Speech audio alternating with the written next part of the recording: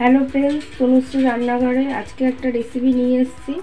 এই রেসিপিটা রুটির সাথে খুব ভালো লাগবে। একটা ভাজার রেসিপি।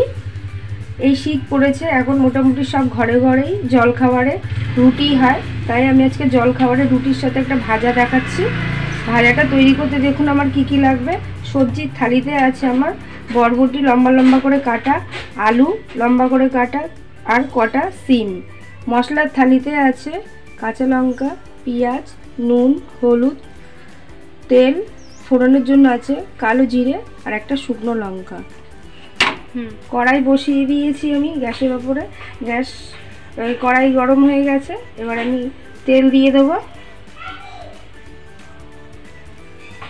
তেলটা একটু নাড়াচাড়া দিয়ে কিছুক্ষণের জন্য গরম হওয়ার জন্য সময় দেবো। তেল গরম হয়ে গেছে, ফোড়নে দিয়ে দেবো কালো জিরে, শুকনো লঙ্কা। ফোড়নটা একটুখানি নাড়িয়ে নেব।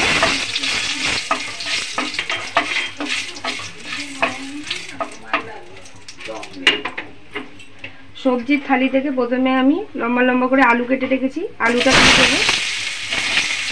দিয়ে নেবো প্রথমে একটুখানি।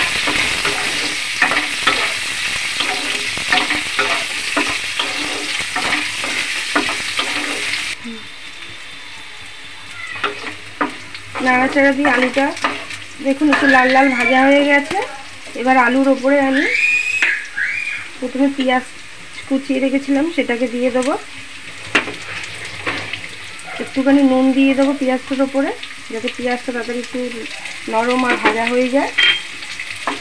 নাড়িয়ে ছাড়িয়ে নেবো কিছুক্ষণের জন্য। পেঁয়াজটা দিয়ে কিছুক্ষণ আমি নাড়াচাড়া দিয়ে নিয়েছি। এবার আমি আবার সবজি থালি থেকে এক এক করে বরবটি, সিম সব দিয়ে দেবো।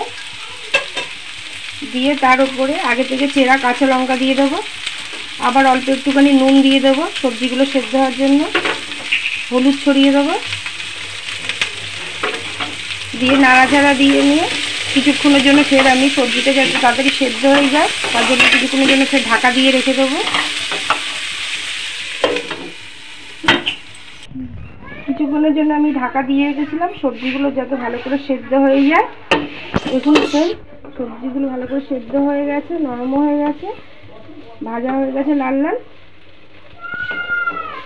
আমার রেসিপিটা তৈরি হয়ে গেছে ফ্রেন্ডস, আমি নামিয়ে নেবো এবার। ফ্রেন্ডস, এই ভাজাটা গরম গরম রুটির সাথে তো খুবই ভালো লাগবে, কিংবা আপনারা যদি ভাতের সাথে চান তাও ভালো লাগবে। শীতের সবজি, সিম উঠেছে নতুন, তাই আমি একবার বাড়িতে করে দেখলাম। আপনাদের যদি রান্নাটা ভালো লেগে থাকে তাহলে আপনারাও একবার বাড়িতে করে দেখতে পারেন। যদি রেসিপিটা ভালো লেগে থাকে তাহলে একটা লাইক, শেয়ার, সাবস্ক্রাইব করে দেবেন। Thank you.